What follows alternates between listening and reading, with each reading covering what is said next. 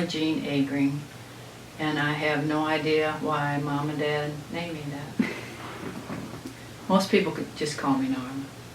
My mom's name was Georgiana, and my dad's name was Ambrose. My parents were farmers.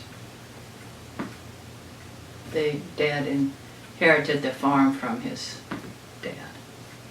My grandparents, my grandma Agring, her name was Anna, and her husband's name was Theodore, and they were also farmers. And on my mom's side, it would be Caroline was my mom's mom, and her husband's name was William Burkin. And they were, I think, farmers also. My hometown is Old Monroe, Missouri. I actually grew up like 4 miles out of town on a dairy farm.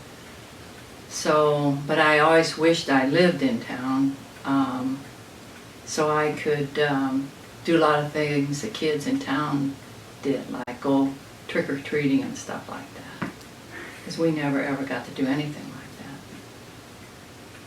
I was born at home, and I weighed 13 pounds, and my mom said she thinks she carried me 10 months. She said I was a fat baby. I went to Immaculate Conception Catholic grade school in Old Monroe. Well, it's not really in the town of Old Monroe, it's in a little town called Marino. And we rode, when we first started, we carpooled with the neighbors. And later on we had a bus, that picked us up. But yeah, I got a very good education there. We were taught by the Sisters of St. Francis from Oldenburg, Indiana. And that's where my sister became a nun. She joined that order. And she's going to celebrate her 60th anniversary as a nun in July. So, the names of my siblings, first is Alice, Randolph, Russell, Sally. Then was Tommy, myself, and my brother Dan, and Sister Donna. Well, to tell you the truth, I like them more now than when I was a kid. Because we didn't always get along really good. We had our spats like all families do, but I love them all now so much. As a child, my siblings and I,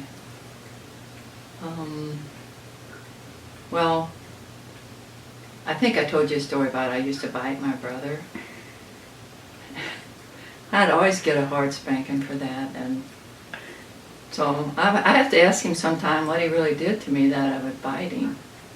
But some kids do have that issue. Biting. It's awful. When I was younger, I was, I don't know, I guess that's closest to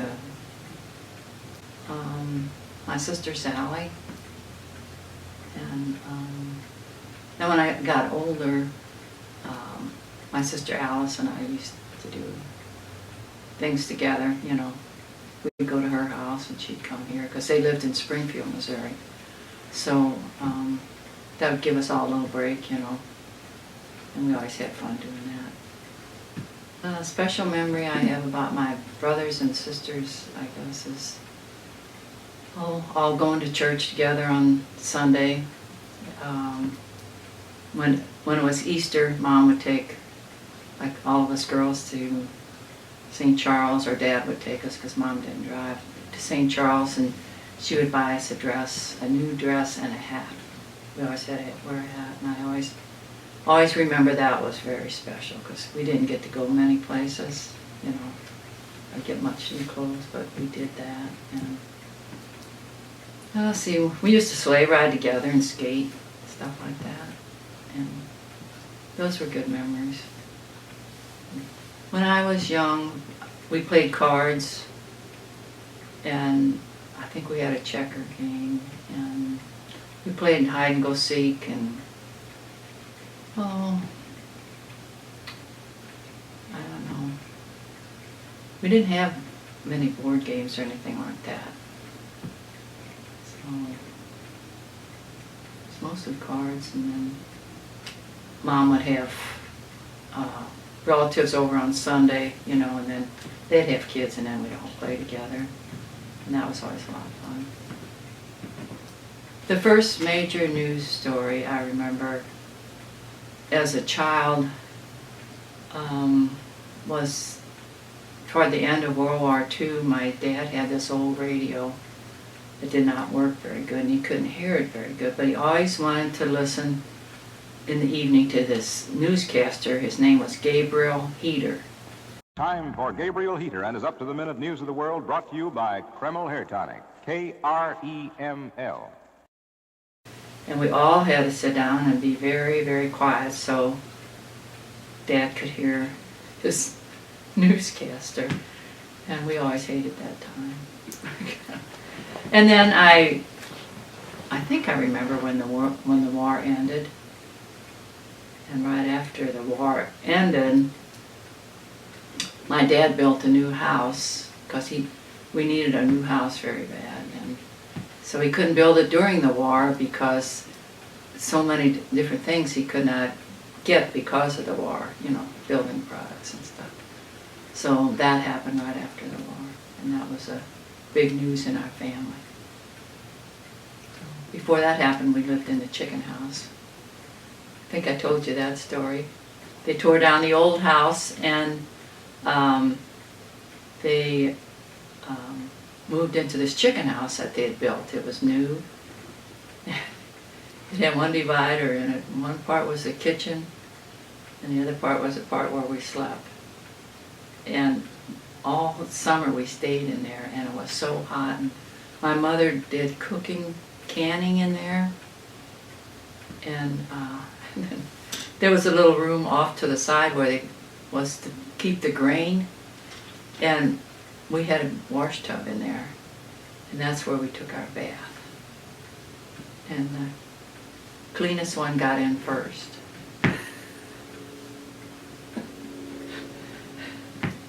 Yeah, I don't know how we managed through all that, but we're here to tell about it.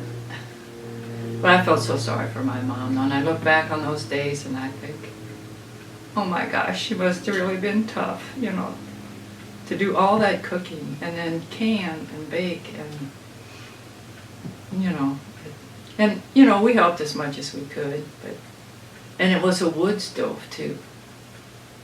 It was a wood stove, and in the heat of the summer, we may have had one fan, you know. Wow. Yeah, that's...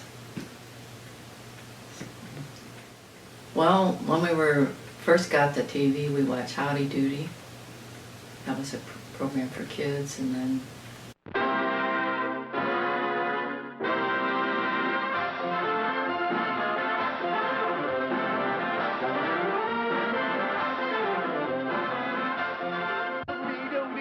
Howdy doody doody howdy ho ho ho ho!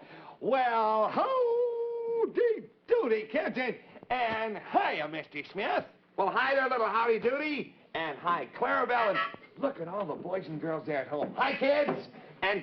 Mom always liked to watch Eddie Arnold. That was a country singer. He was on every afternoon for 15 minutes, and we'd stop whatever we were doing and watch that.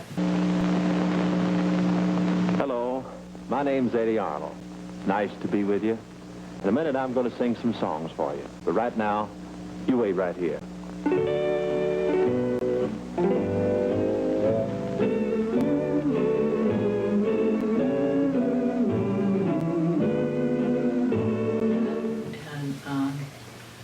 then we watched Lawrence Welk later. Direct from Hollywood, the champagne music of Lawrence Welk.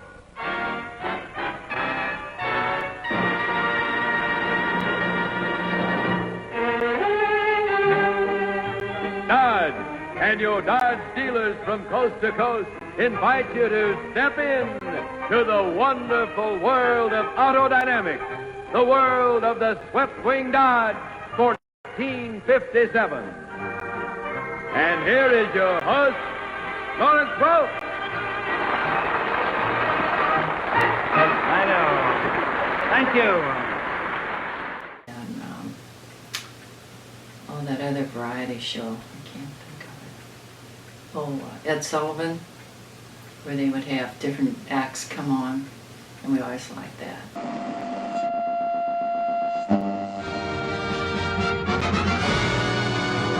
Good evening, ladies and gentlemen. Tonight, live from New York, the Ed Sullivan Show.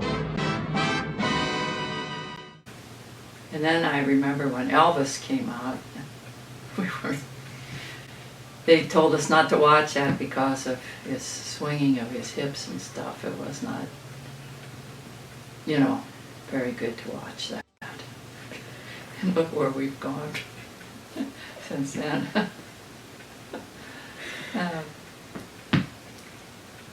Fibber McGee and Molly was the cartoons.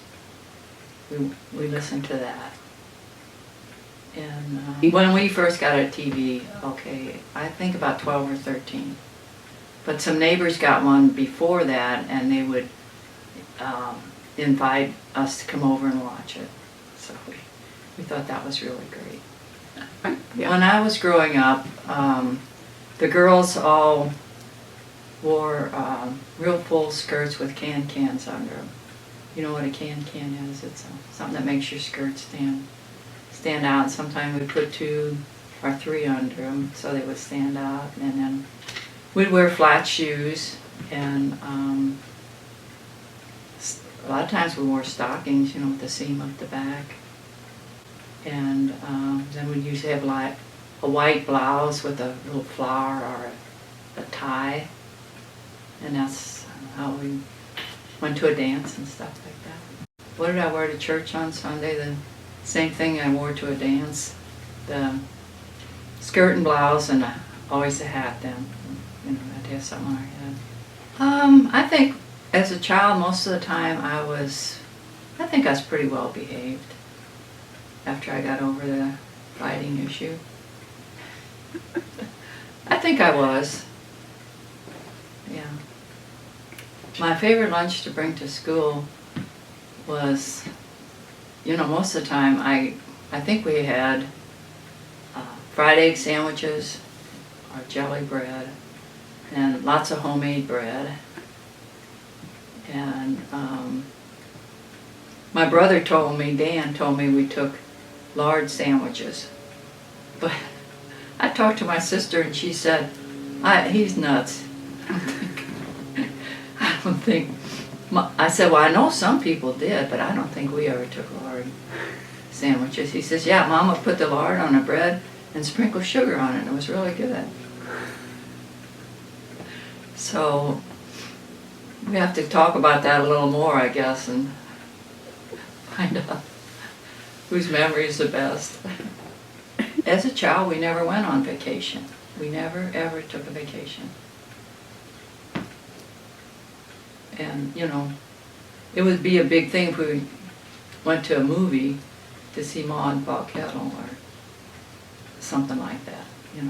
Dad was a farmer, we had dairy cows. We could not leave.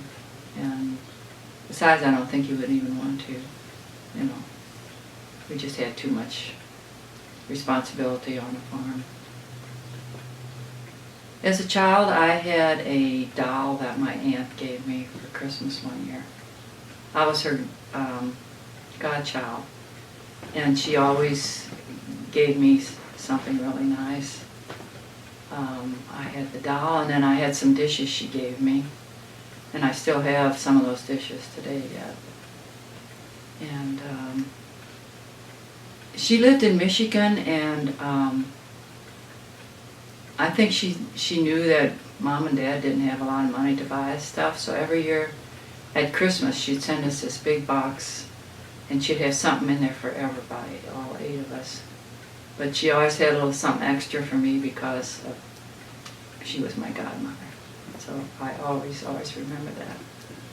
Her name was Aunt Sis, and she died when she was 31 of cancer and left 3 little kids. So, and then 2 of those kids came to stay with us that summer until their dad was able to get his bearings, you know, and one of them went to stay with my other Aunt Pam. So that was the first time I ever heard of cancer, and I got to go see her. I was only about 7 years old, and my mom says, well, since you're her godchild, you can go along with us to see her. As a child, my mom worked very hard. She was very caring, and you know, she always did the best she could for all of us. And like I said, we didn't have a whole lot, you know, compared to what other people had, so she always made do, and we always had plenty to eat. She was a very good cook, very good cook, and she always made a lot of good desserts because my dad loved his dessert. So she'd make a real big meal every day at noon, and always have pie or something like that. And by the time she made the meal, she served it, and she ate. She laid her head on the table and fell asleep. She was so tired. So that's what I remember. When I was a child, my dad was always working out in the field. And we would have to take him lunch in the afternoon. So Mom would pack sandwiches and whatever was left from dinner, I guess, and always a quart jar of coffee and a lot of milk in it. Have to walk way out in the field and take that time. And, most of the time we were barefooted. It was hot. Had to crawl over fences. Yeah, and in the wintertime, we saw more of him. He would play cards with us and taught us how to play euchre and stuff like that. So you guys called lunch dinner? Yeah. So you had breakfast, dinner, then... Supper. I thought dinner and supper were interchangeable. Not lunch and dinner. Lunch was what you ate between meals. So lunch was a snack? Well, a big snack for the farmers. It was.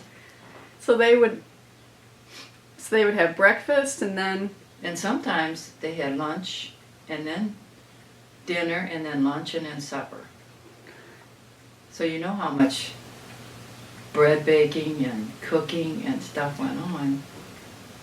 And then when they would do the thrashing, when all the farmers would come to like our farm and they would thrash the wheat, Mom would have to cook for all those. And then we'd, like the lunch in the morning, we'd have to take that out to where they were threshing, and we had a big coffee pot, granite coffee pot full of coffee, and we'd carry that out there and water and cake and whatever. I think they might have had sandwiches too, and then for dinner they'd have roast beef and mashed potatoes and gravy and all that. And then again in the afternoon, pie and cake and coffee out in the field, and by evening we'd all collapse. Wow.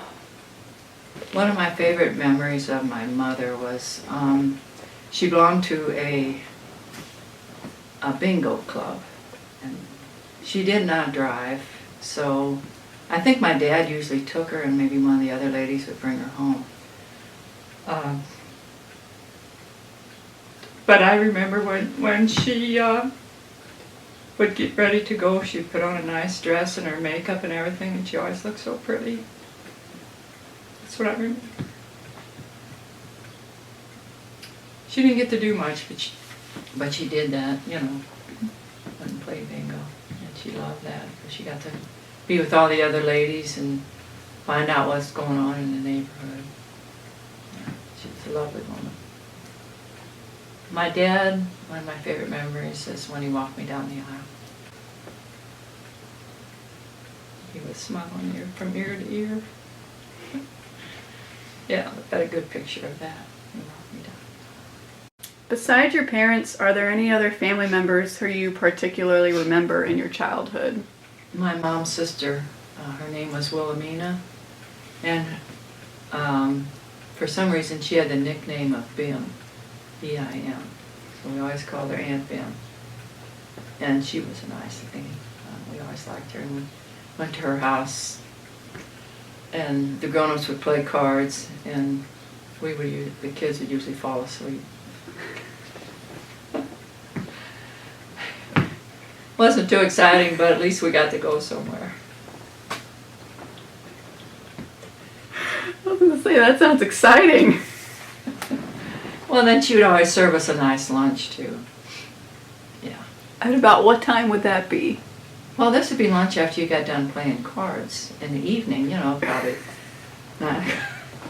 8 or 9 o'clock. Yeah. Yeah. So And it wasn't chips and stuff like that. It was nice cake and pie and maybe a sandwich, So we ate a lot, but nobody was, obese. We all were so active, I guess. My childhood bedroom was a bedroom I shared with Sally and Sister Donna. And the one I remember is when Dad built the new house and we were upstairs. And it was a nice room. Yeah, we had a nice bed and a dresser and a nice little closet. And there was no bathroom up there, though. We had to go downstairs to the bathroom. As a child, I was fascinated by Christmas. And my sister lived in St. Louis, my oldest sister. She went to St. Louis to work when she was 16. And we would go to see her, and she would take us downtown, like to Stixbury and Fuller and some of the bigger stores, to see all the display in the windows. And we never got to see anything like that. I was very fascinated by that. Our family always had a dog as a pet, and we shared the dog. It wasn't my dog or Danny's dog or anybody's. It was just a family pet. And they were nothing real special. They weren't. Do you remember names or anything? No. I don't. Oh. I think my mother had a positive influence on me as a child. She was always there for us, and she always encouraged us to do good in school. And she was always very proud of us, Especially when I was in high school, I got good grades. I wasn't the top of my class, but I got very good grades. And she'd tell me, how proud she was that I was doing so well. I guess one of my fondest childhood memories would be every year at Christmas when this big box would come from my aunt that lived in Detroit, Michigan, and was full of all kinds of nice things for us. I would think that would be one of my favorite. We used, as a child, Dad would take Mom and us kids down to, which is Old Town St. Charles now, and there was a penny store there, and a famous store. It wasn't Famous and Bar, it was just called Famous. And some shoe stores, and we'd go down there shopping, go from store to store, buy shoes. And this was only a couple times a year, though, when we did that. And I remember that penny store. It was 2 stories, and if you bought something on the first level, like if you had a $20 bill and you needed change, they would send that up on like a little elevator like up, and somebody would make the change for it and send it back down. And I always thought that was so cool. You know, just to see that. Didn't take much to entertain us. As a child, my dad called me Grasshopper. I was little and had skinny legs, and I don't know, I guess I reminded him of a grasshopper, and he called me that, and I think some of my siblings did for a while, but thank God it went away. As a child, I guess I looked forward to Christmas time. You know, we got on some gifts, and Mom would have candy, and she'd do some extra baking and go to midnight mass.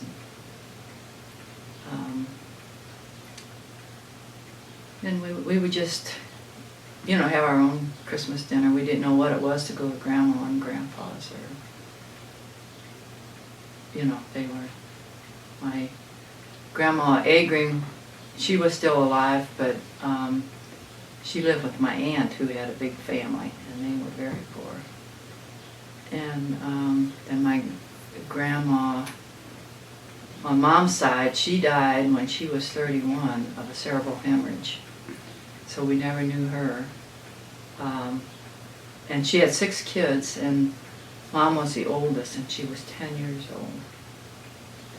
So that whole family was divided up. And my mom and Aunt Bim, they went to live with their dad, who was an alcoholic, and they had a horrible life there. And they were to keep house for him.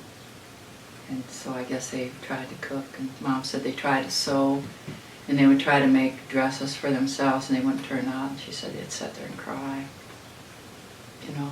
And, so I think that's what made her such a tough person. She could handle just about anything. Well, we would get up in the morning pretty early, and when it was real hot, we would have to stir the milk so it would cool down quicker in these big cans. They would put them in cold water, but it wouldn't cool quick enough, and so to keep it from spoiling, we'd have to stir that for hours on end. And then we'd go in and have breakfast, and I guess then we'd help Mom, you know, in the garden or something, and pick beans or spinach or whatever we had to do. And feed the chickens, or kill some chickens to have for dinner, maybe. That's right, we kill the chickens and dress them, and Mom would fry them for lunch, fried chicken. Wow, was that ever good. Yeah, that's one of my favorite meals. Mom was such a good cook. And then, after dinner, then what'd you do? Oh, we probably played in the barn for a while. And then about 4 or 5 o'clock, we'd have to go out in the field and get the cows and bring them home so the guys could milk them. I hated that job. What did that involve? Well, we'd have to walk, you know, through a couple fields and get a whole herd of cattle and convince them it's time to go home and get milked. You know, kind of coax them along to get going. Usually a couple of us went. And that would probably take an hour, and then after milking, we'd have supper, and then we'd clean up and go to bed. How did you get the cows to go in? Did you like clap at them, or? Probably clap and holler, and I think we had a stick. I don't think we never did hit them though, but we just kind of had a stick like a herder, somebody that was a sheep herder or something. Pick up a stick, and I think they kind of knew it was, and they probably was ready to go home and get relieved of their milk anyway. Yeah. As a kid, I loved to go ice skating and sleigh riding. And we would usually meet up in this little town called Chain of Rocks, which is between our farm and Old Monroe. It's named Chain of Rocks because there was a bridge that went across right there at this little town, and under that bridge there was a chain of rocks on the bank, just a big chain of rocks, and that's why they called it that. And there was a little store there, and my dad would go there to play cards, and he would drop us off at this one big pond, and then all the kids from Chain and all the neighboring kids would gather there and build a fire, and we'd skate while Dad played cards, and then he'd pick us up when he was done playing cards, and we'd go home. And that was always fun. You know, I liked that. And then we'd sleigh ride down a big hill there too. It was called Suicide Hill because it was so bumpy, and you had to make sure you didn't. You had to make sure you steered the sled so it wouldn't go in the ditch or the branch or a creek there. Yeah, because if you would have went into the creek, you could have really got hurt. And we'd go down 2 or 3, land on a sled. Yeah, it's called Suicide Hill. Nobody ever got hurt that I know of. Life was simple then, and now today it seems to get involved, everything. You know, you have to watch what you say, you have to watch what you do, and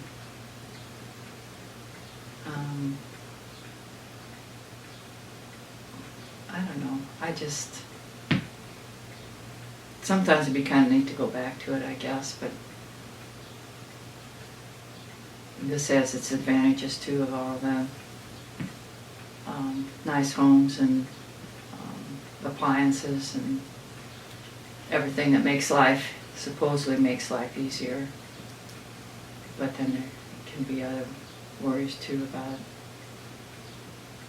different things, you know, that's going on in the world today. We didn't seem to have all that then. A typical day in my teenage years, when I first started going to high school, I couldn't drive, I guess, yet. And so we would have to get up early in the morning and walk about 2 or 3 miles to meet the bus. The bus could not pick us up in Lincoln County for some reason.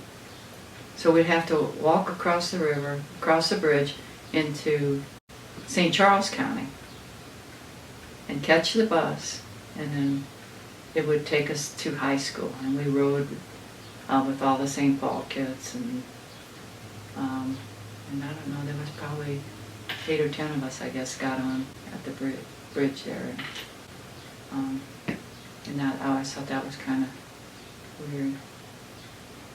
And then later on, I could drive the car to Chain of Rocks, and then we still had to walk down across the bridge, you know, river, to catch a bus. I couldn't leave the car over there; it wouldn't be safe. I guess they thought something happened to it, so I left it at my grandma's house where she lived there. And then after we would, the bus would drop us off, we'd walk back up to the car, and then we'd go, there's a little store there, and we'd go in and we could get a candy bar and a soda or something. That was good. And I liked high school. I liked all the nuns and all the teachers. We had all nuns as far as I could remember, precious blood nuns. And I always cleaned for my mom. Did the cleaning, like on Saturday. She would be cooking and I'd be cleaning.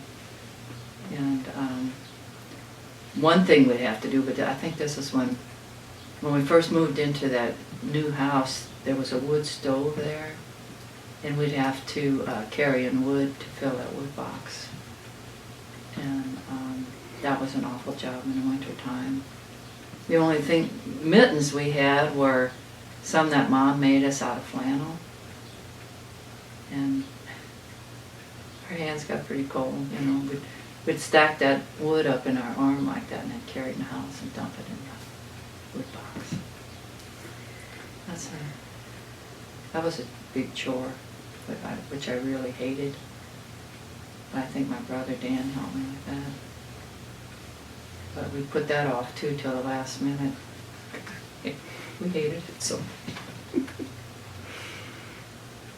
I went to Assumption High School, which is now St. Dominic High School. In high school, the only thing I can remember doing was helping with yearbook. I did do that. And then I was in sewing, and one year we had like a fashion show of some of the stuff we made. That was kind of fun. Did you play any sports? Not in high school, no. Did you play any sports at all? I played softball on a team in Old Monroe. I was a first baseman. I could play first base pretty good, but I couldn't hit that fast pitching very good at all. And the shortstop, her name was Catherine, and she would throw that ball so hard over to first base that my hand was always red on the inside. She was a powerful lady. She's still living, actually. My first job, I worked in St. Louis at Hillbean Lumber Company. I made $2.10 an hour. I caught a ride with some other people that worked in that area, and I had to pay for that ride there and back.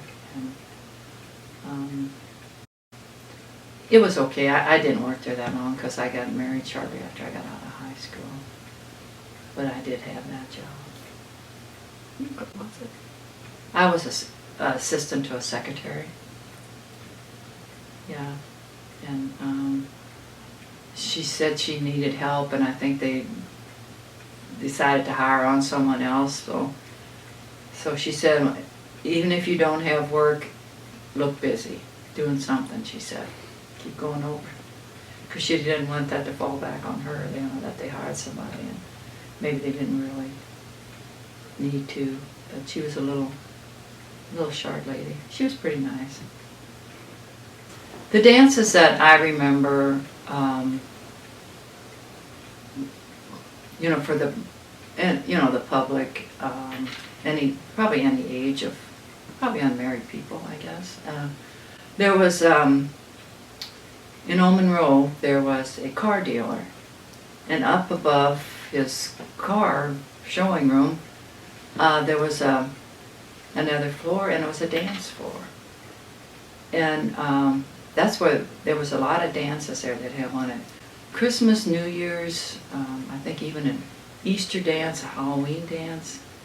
And we all loved to go to those dances, you know, and that's where you could meet a lot of people. And although I knew Henry before then, but we would still go to them and, you know, put on our finest clothes, and they'd have a live band. And I don't know, it might have been the Swing Kings, maybe. There's a band called the Swing Kings, and I think you brought your own drinks. You know, like a jug of gin or something. They used to make, they call them gin jugs. They were those. Did you ever hear those? They were. Just from Grandpa. Oh. Talk about it. But, you know, he'd take that jug to this one tavern, and they'd mix it for him, and then we'd take it to that dance, or every picnic had a dance also, a big dance. And we just passed that jug around, and it had a little nozzle on about like that, and everybody drank out of it. We didn't have our own cups, so you had no idea how much you were drinking. You know, you just guzzle out gin jug, and you'd share it with the people you were with. And, yeah, everybody seemed to always make it home. If you've seen some girls standing around talking and the music started, you just go tap them on the shoulder and ask them if they would like to dance with you. And most of the time, of course, you'd say yes. You know, you don't want to hurt anybody's feelings. And, there was a dance, it was called the Mexican Shuffle. You know, like, I don't know, maybe 4 or 6 people could get out and do that together. Did you ever hear that? Mexican Shuffle. And you know, the guys would get in on that sometimes too, but that was mostly girls. And then we wore our skirts, you know, full skirts and stuff, and then to do the jitterbug and all that good stuff. Something that I did hear just not too long ago, we were on this trip with, bus trip with some older, people older than Henry and I think this guy's in his 90s now, but this has been a few years ago. And he said, we always went to the dances at Old Monroe, he says, because that's where all the pretty girls were. And he married a girl from Old Monroe, and a couple of his friends did too. He said, we like to go there because that's where the pretty girls were. I thought that was kind of... Sure. When I was a teenager, I guess we went to the movies and dances. That was about it. Well, we went to some drive-ins, but there was a movie theater at Troy, Missouri. There wasn't too many around, and we would go there to the movies, and then afterwards we would go someplace to eat. We'd go have a hamburger and a Coke or something afterwards. And that was always, I always enjoyed that a lot, you know, doing that, going to a movie and then stopping someplace to eat, like the Skyline restaurant or something like that. For lunch? No, this is the evening. I know, but I thought you guys had lunch. No, we go to... You had lunch at 9 o'clock at your aunt's house. Yeah, that's whenever the movie was over. You go have lunch. Well, we didn't call it lunch, we just called it stopping to get something to eat. I just think it's funny that lunch was really any time you ate between a meal. That's true. I guess it was lunch. I just learned that. Learning to drive was not too hard for me because I could drive a tractor before I drove a car. And I guess taking the test was kind of scary, you know. For that, we went to Troy to take that, and it was nice to know how to drive. And you know, when I could drive, I would take my mom shopping. We'd go to Troy, to the Kroger store, and we would load up on groceries and stuff. And she was very happy about that. She didn't have to depend on Dad to take her everywhere. Well, I liked English, and I took the sewing class, and I really liked that. And I think that's where I got my interest in sewing. I did well in that, and my mom always made sure I had everything I needed, you know, for the next project. And I was always one of the first ones to get my project done too, because I liked doing it. I loved to play ball with that ball team, and sometimes we would go swimming. There was up at the park in Troy, there was a swimming pool, and a bunch of us would go swimming there. That was pretty nice, you know, get to do that. That's when I could drive.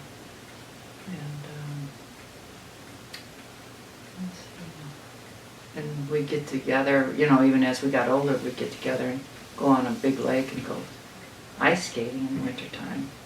Build a fire and stuff. I liked doing that. And just getting together with friends and doing stuff. Are you still friends with any of your friends from high school? I am. I saw about 7 or 8 of them Thursday. And your Grandma Connie was one of them. That's always neat. Yeah, Most of them are widows, though.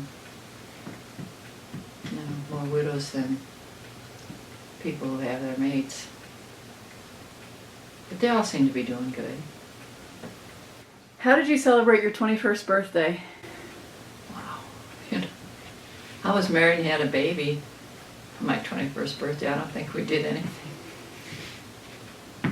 It was just another birthday. My favorite possessions are this table. That was my great-grandmother's. And this was also my great-grandmother's. And she got this for her first wedding anniversary from her husband. And it's been appraised at, a couple years ago, at $450 for insurance purposes. So it must be some kind of special cut glass. Oh. And this, Henry gave me this for our first Valentine's Day, and it had 2 layers of chocolate candy on it. And I can remember the candy was so good, and it has a mirror in it. Somebody said you can watch yourself eating the candy. Did you say that? Grandpa. Okay, and yeah, so this is probably about 65 years old, something like that. And I'm glad I kept it.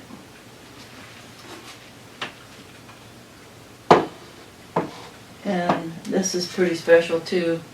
This was my mom's. It's a medal, a Mary medal, and she wore it for years. And now I wear it all the time, and I just really think it's special. Because she had it, I guess. And then this is one of the baby quilts I made over the years. I've given all my grandchildren. I put it on the other side. I've given all my grandchildren quilts, baby quilts, and now I'm giving my great-grandchildren quilts. So I love doing this. And it says, on here it says, babies are precious, lovable, cute, cuddly, and our life's treasures. Isn't that sweet? Mm-hmm. Yeah. Some cute little baby will get this.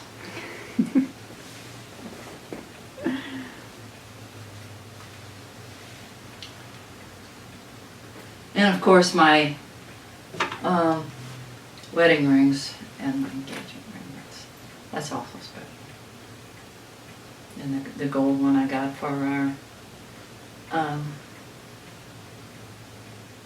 50th wedding anniversary. No, for our 60th I got the gold one.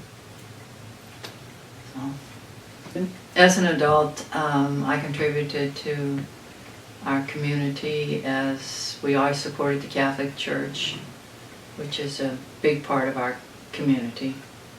And with that we supported St. Vincent de Paul. That's a charitable organization. It spins off from the Catholic Church. And I belong to Quilts of Valor. We make quilts for the veterans.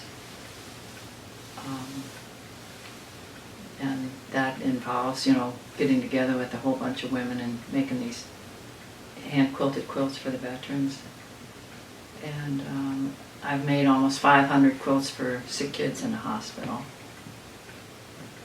And when I was 30, I had 5 children. So, and the youngest was 2, I guess, or 18 months or 2 years old. And I was very busy taking care of kids. And we only had 1 car then, and Henry took that to work, so I was here all day, every day. We did our grocery shopping in the evening. He would stay here with the kids, and I would go grocery shopping or any other shopping. Made our doctor's appointments at night. The doctor we used to use was at Wentzville, and I think he was in there till about 8 o'clock. So that's, I think I was pretty skinny then. I was. So, and, you know, I thought nothing of it at the time, you know. Most of the people I knew stayed home and took care of their kids. And, you know, that's just what we did. And we were happy. You know, we didn't know what we were missing. I don't think there was that much out there, maybe. Yeah. Then. What activities have you really enjoyed as an adult through the years? I like to travel with Henry. And we, you know, did some pretty big trips. We went overseas, I think about 3 times. And went on one cruise to Alaska. And I like to get together with my friends and play cards, stuff like that. But of course, we haven't been able to do that now because of COVID-19. And who will know 20 years from now what COVID-19 was? What family trip with your children do you remember the most? Oh, we went to the Ozarks one time to see my Aunt Rose and Uncle Bill, and we took the kids down there with us, and we did some fun things down there. And we didn't take a lot of trips with our kids either. I don't know. We just didn't. What's the funniest family story you remember? Well, when I was a kid, this one summer we had a whole lot of peaches. And it seemed like we peeled peaches, and Mom canned about 500 quarts of peaches. You think about that. And I was just a little kid, and some guy came to the front door, and he wanted to know if my dad had any little calves to sell. And I said, no, all we have is peaches. And my mom used to tell that. She got the biggest kick out of it. So that was kind of funny.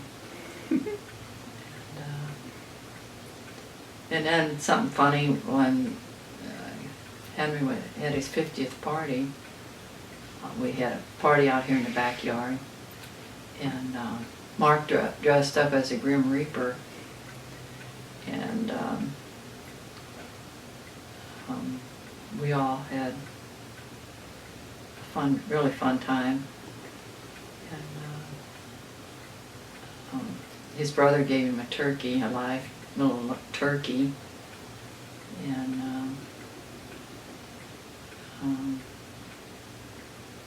I guess we all had plenty to drink. But it was here in the backyard, and the next day I found food in the refrigerator that I'd made and forgot to take out to serve. I think it was another plate of sandwiches or something, you know, for lunch. Yeah. So that was kind of funny, and he had the best time. We all did. He was just, and I think we surprised him on that one. Yeah. How many times have you been in love? Once. I met Henry at teen dance, you know, Fallon. And he asked me to dance, and then he asked me if I wanted to go out with him. So we set a date, and I didn't date anybody after that. How old were you? Well, I gave him that bracelet in 55, and I graduated from high school in 57. I guess that's probably 15 or 16.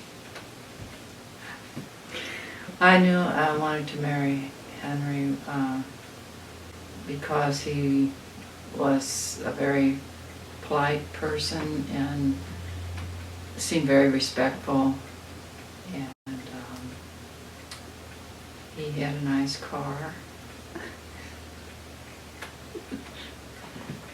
And I don't know, and I liked his family. He had a nice family, and I just liked him,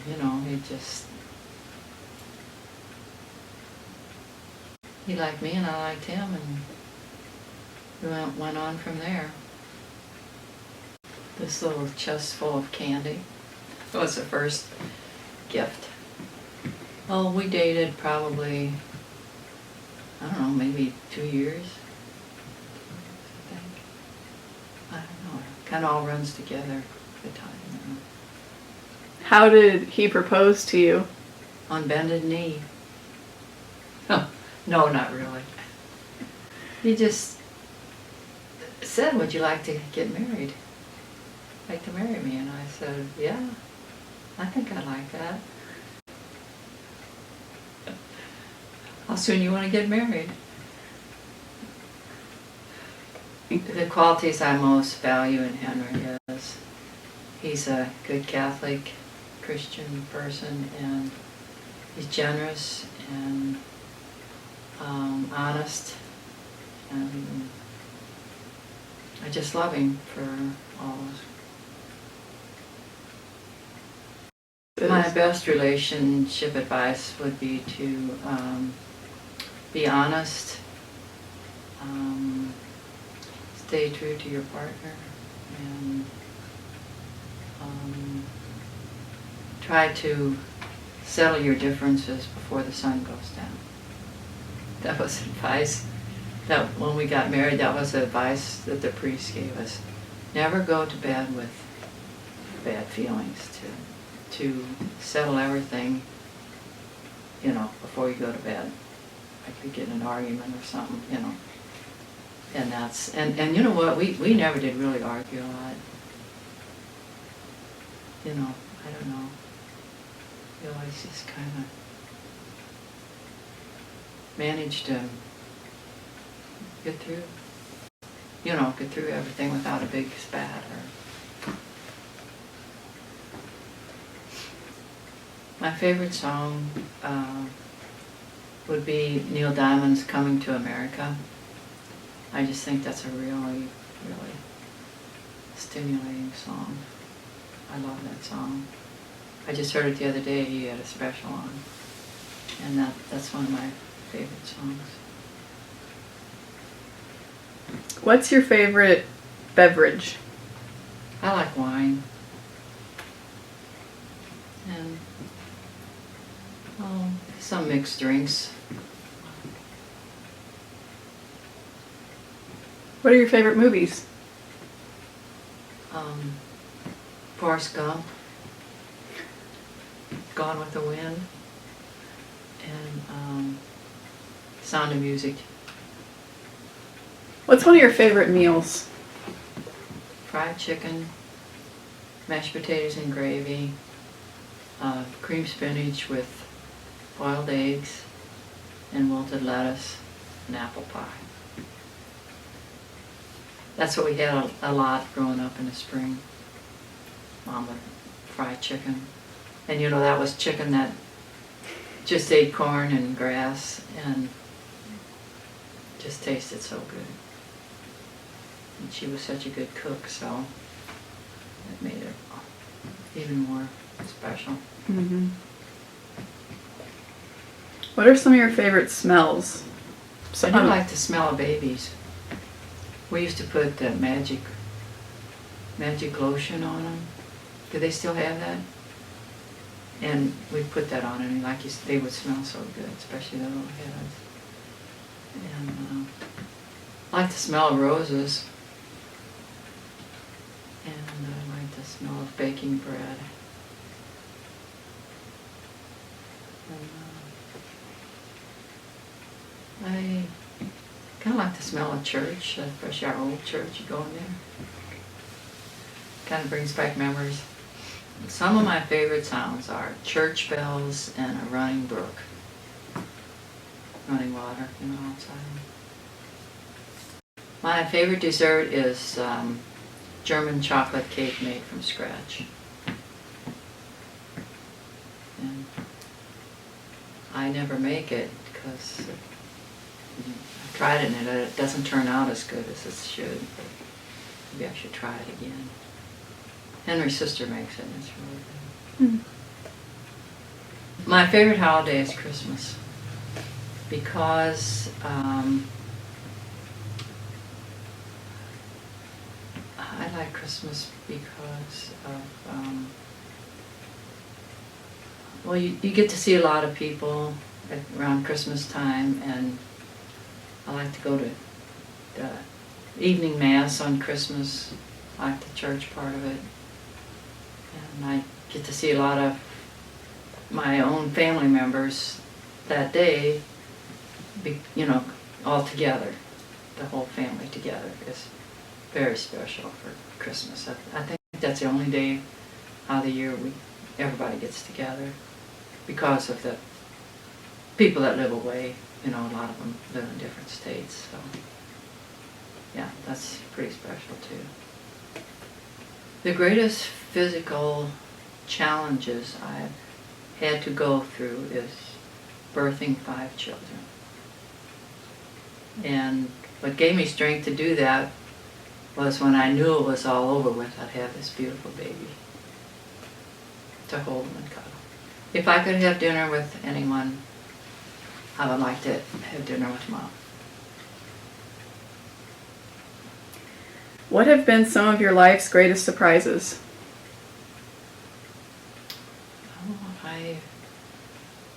I never really thought I'd have 25 grandchildren. That was a nice surprise. It really was. And, What's something that's made your faith stronger? I think going to church and the sacraments makes my faith stronger. Because you get graces from all the sacraments. Every time you receive a sacrament, you get graces from that, and that helps you through the hard times, I think, when you wonder why this mother died and had little kids, left little kids, or some dad was in a terrible accident and was hurt for life, then you just think to yourself, it all happens for a reason, and yes, someday we'll find out, why all this is, we have all these trials and tribulations, and I think, attending church and the sacraments helps us get through that. What is one of the strangest things that's ever happened to you?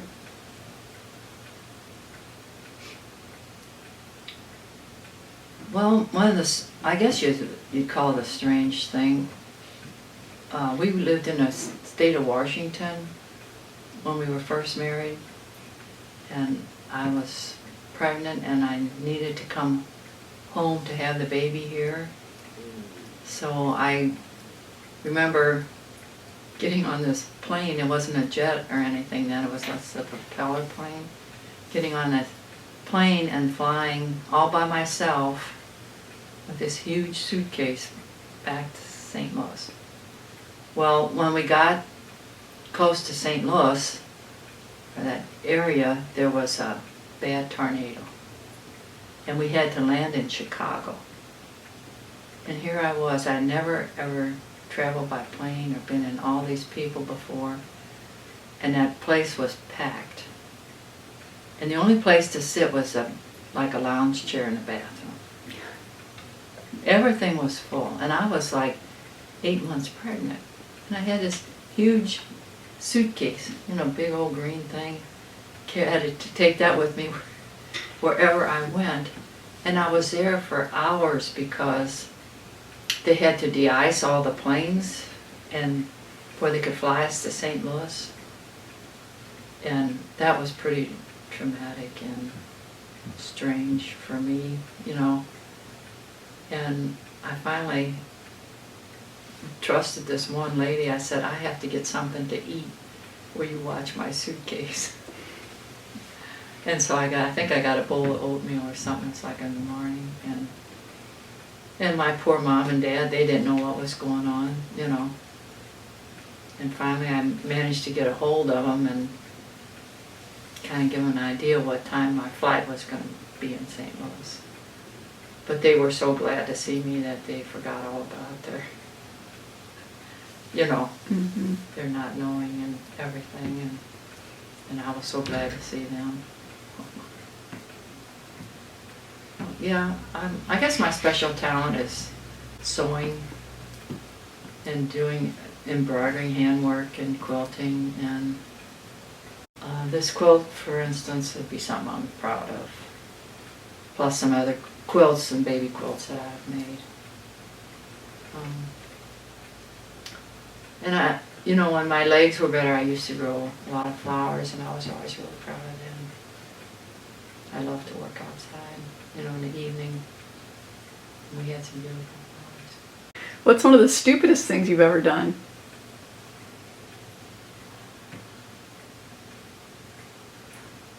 As a child or as an adult? Adult would be preferable, but you can do either. Something that always comes to mind is when I was a little kid. We had some baby chickens in a little house. They call it a brooder house because it's where they have heat and stuff in their farm. And anyway, the heat lamp caught on fire, and the little chicken house was on fire. And I went in that's when we were in our new house, and I went in the basement and got a bushel basket. I was going to fill that with water and take it out and dump it on that fire. And even if I could have gotten it full, I couldn't have made it up the steps with it. Plus, a bushel basket has slits in it. All the water would have been gone. But that was pretty stupid, I guess. I don't know what I was, about 10, I guess.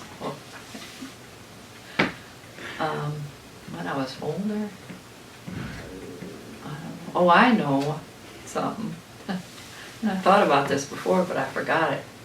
When you were, I don't know, maybe you were 3 or 4, and you were staying here with us for the day, and I decided to take you to the beauty shop and get your hair cut. Did you ever hear that story? And I did, and to top it all off, they did a terrible job cutting your hair. And your mom never did say anything, but I asked your dad about it later, and he says, well, Mom, I can tell you one thing, don't ever do it again. Now, what made me think that I could just go take you to get your hair cut without asking your mom or your dad?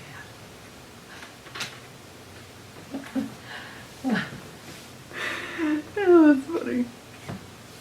What's one of your most memorable birthdays? When I was 50, my kids gave me a surprise birthday party, and it was at your mom and dad's house when they lived in O'Fallon. You remember living there when you were a kid? Yeah, that was fun. A lot of my friends were there, and I got some pretty stupid gifts that we got some good laughs out of, you know.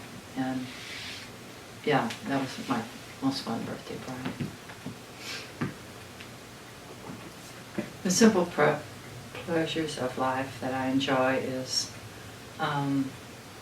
well, my kids calling me to see how we're doing, or being invited to their homes to enjoy a meal, seeing all the little grandkids and the great-grandkids now, and playing cards with them, and getting together with our friends and playing cards.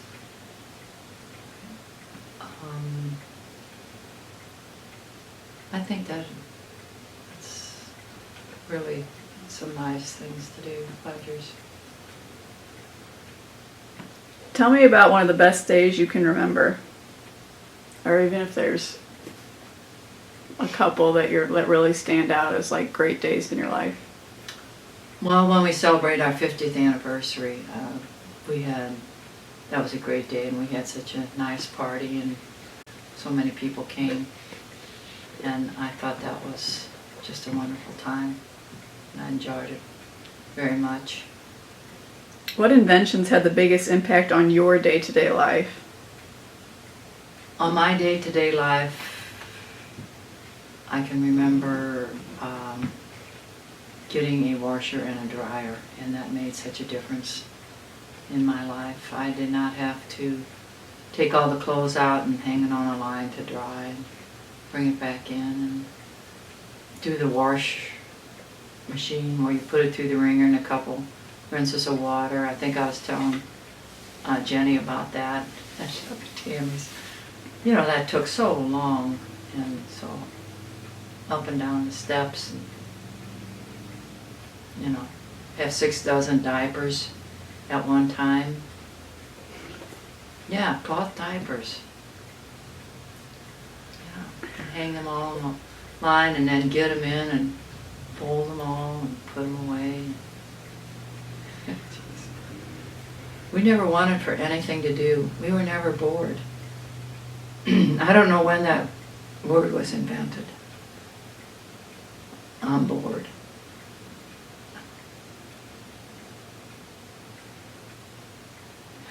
When were you the most scared in your life? Like where you thought your life was in danger?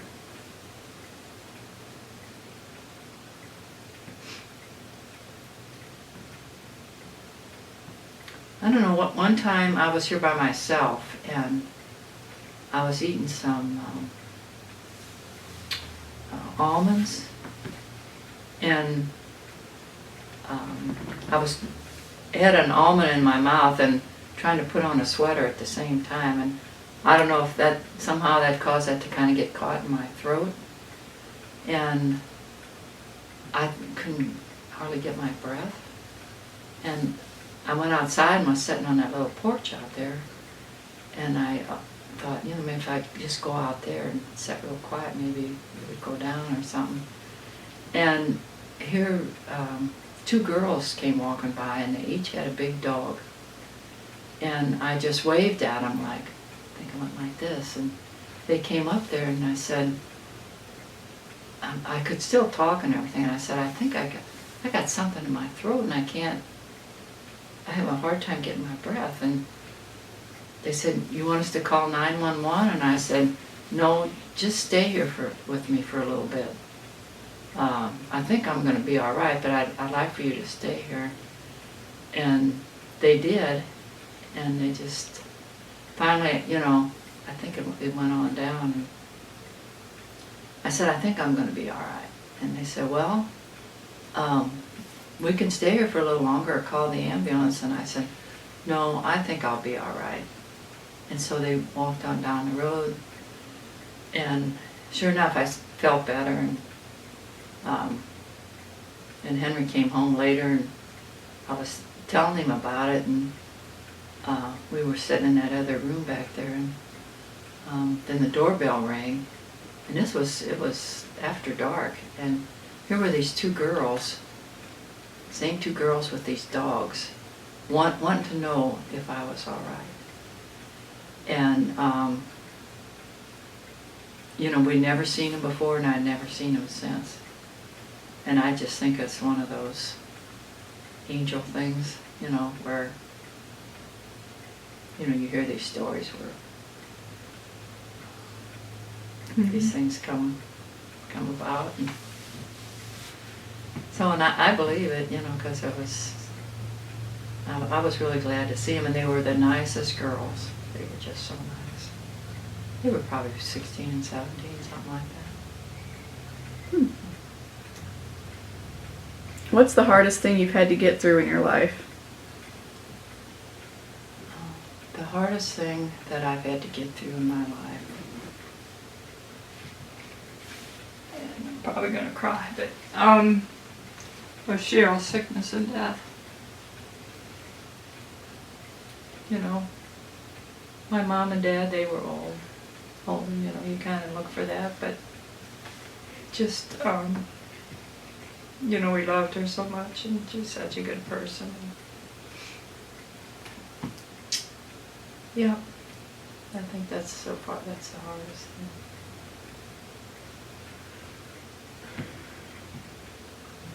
Do you have any regrets? I do. I wish I would have spent more time with my kids when they were little. And just taking time to read to them and just spending time with them. You know, I always thought I had to be doing something. You know, like gardening or cooking or sewing or, you know, cleaning. I had to clean the house every week. And, you know, just... But I think there's a lot of different mothers I've heard say that too, that they wish they would have spent more time with them. When they were little. They grow up so fast. What makes you happy? It makes me happy. Beautiful flowers make me happy. I got that real pretty bouquet for Mother's Day from my kids, and it was so pretty. That made me very happy. And just seeing my kids and my family makes me happy. What have you changed your mind about over the years?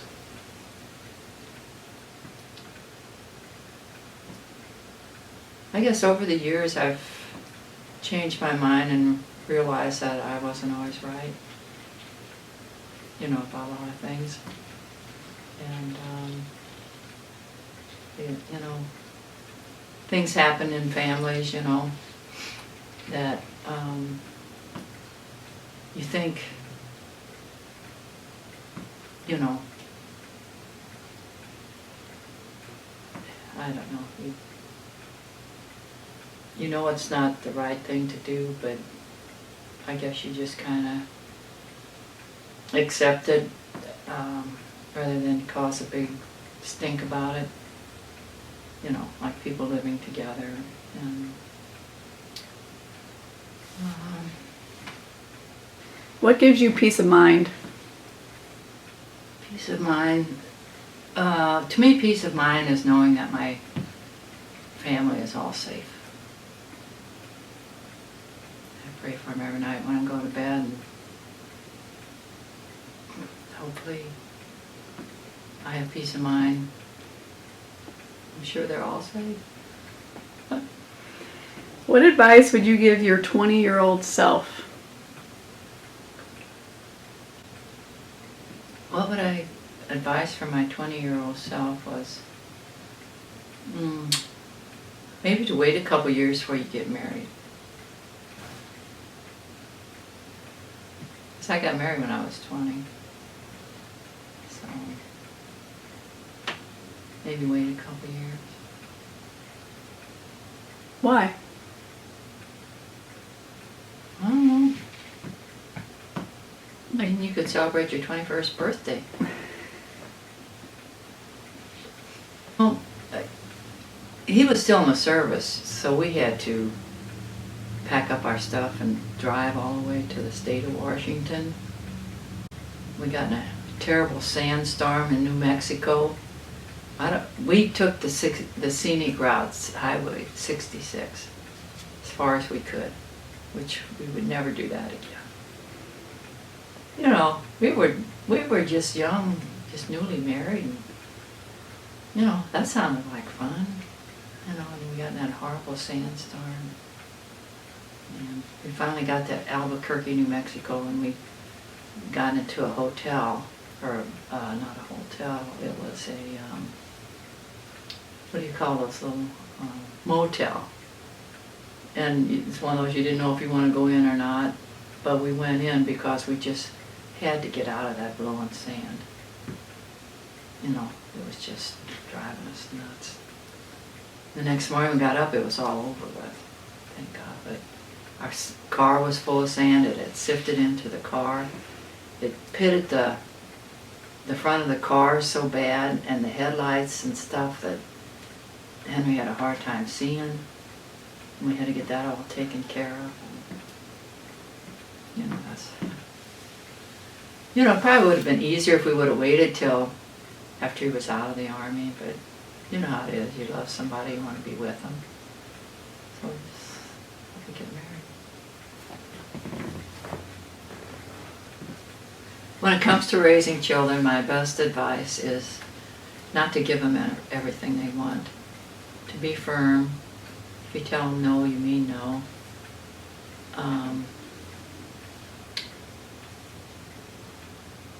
And to show them your love, you know, show them how much you love them. I think I spank my kids too much. I wouldn't do that again. That's another mistake I made. I regret. So, but like I say, we didn't have any education as far as how to raise kids. You know, kids. We just did what our parents did, and they were both believed in spankings. That's what we did. Mom. To be a good mom, yeah, of course you love your children very much. Spend time with them. See that they always have good food to eat. I always fixed them a big breakfast all the time before they had oatmeal and stuff like that and French toast, and not at the same time, but I mean, you know, we varied from French toast to oatmeal, and they always had a hot breakfast before they went to school. And you know, and saw that they always did their homework and kept up on that kind of stuff and prayed for them. I think good moms say a lot of prayers for their kids. Who inspires you?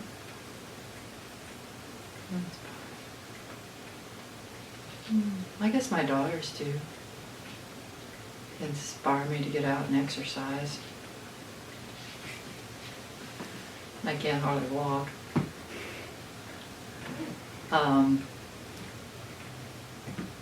Yeah, they inspire me to do different things. And Tammy, I like to go shopping with her because she's real good about bringing stuff to the dressing room. You know, she go every little bit. She's got another armful of clothes. Here, Mom, try this on. She found this top and she thought I should buy this. Jane's good too about it. Of course, I never get a chance to go with Maria. She lives away, but yeah, they're a big inspiration.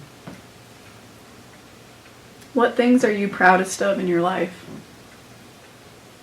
My family, including all of them, from my own kids to my great-grandkids. I'm very proud of all of them. Do you believe that people can change? I do. I do. They can, you know, you've seen people on drugs get out of that and lead a normal life. So that's a big change.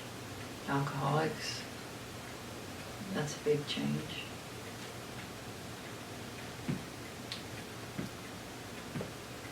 How has your life turned out differently than you imagined it would? Well, my life has been different than I imagined it would be because I never ever thought that I would have all these issues with my feet and legs. I do not like this season of my life as far as, you know, having to cope with that. Until I was 75, I was fine, you know, and then after that is when these issues come up with my neuropathy. And I just read again the other day, they don't have anything for it.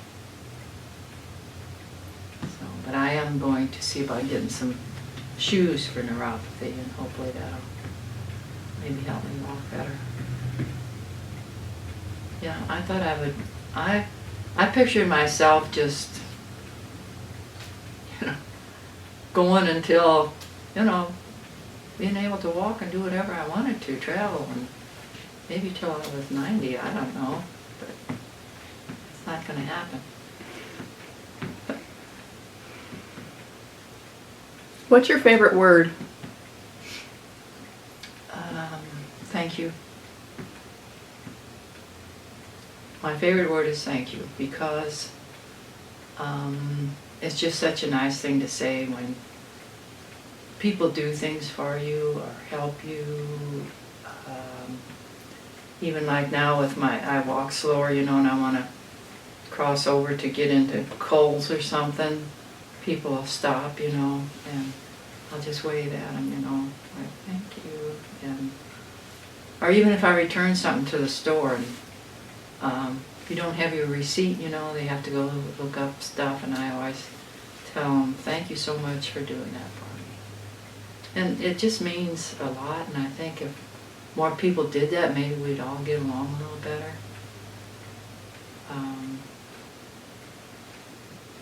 And it's something to teach your kids too. Please and thank you. It'll get you a long way, I think.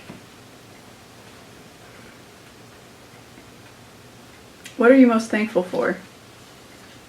My family. All of them. And my overall good health. I mean, you know, there's a lot of people that have more serious things than I do. So I'm thankful for what I have. To my kids, I would say,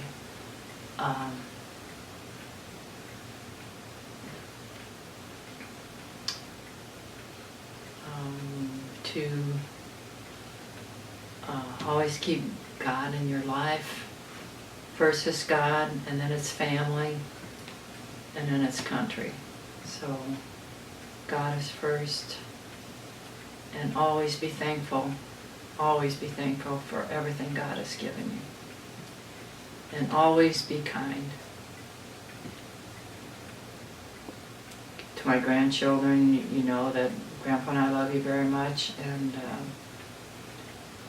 we all want you to be happy and safe, and above all, be thankful. Thankful to God for all He has given you. And be good Christians.